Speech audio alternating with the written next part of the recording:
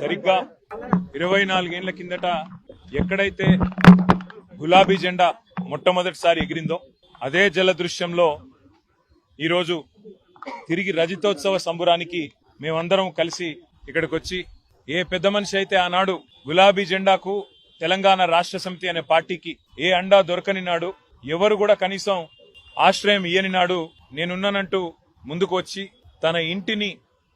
ఆ రోజు మా పార్టీ ఆఫీస్కు ఇచ్చి వెన్నుదట్టి గుండె ధైర్యాన్నిచ్చి ముందుకు నడిపిన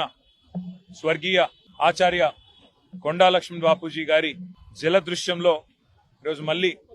వారికి నివాళులు అర్పించి కలుసుకోవడం గొప్పగా ఉంది, సంతోషంగా ఉంది.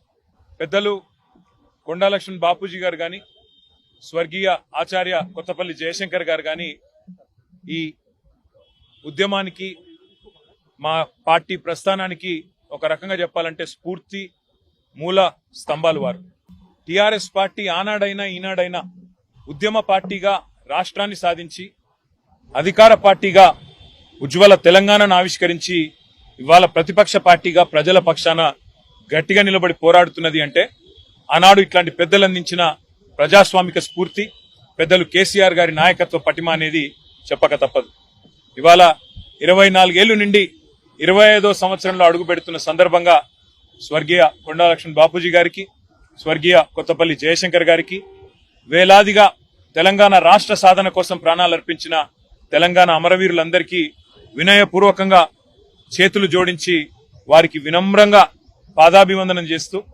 భవిష్యత్తులో కూడా వారి స్ఫూర్తితో మరింత ఉధృతంగా ప్రజల పక్షాన పోరాడే శక్తిని కల్పించాలని, 25 ఏళ్ల నుండి మరొక 50 ఏళ్లకు బలమైన పునాది ఆ పెద్దల ఆశీస్సులతో తెలంగాణ ప్రజల పక్షాన కొట్లాడే అవకాశం మాకు రావాలని మనస్ఫూర్తిగా కోరుకుంటూ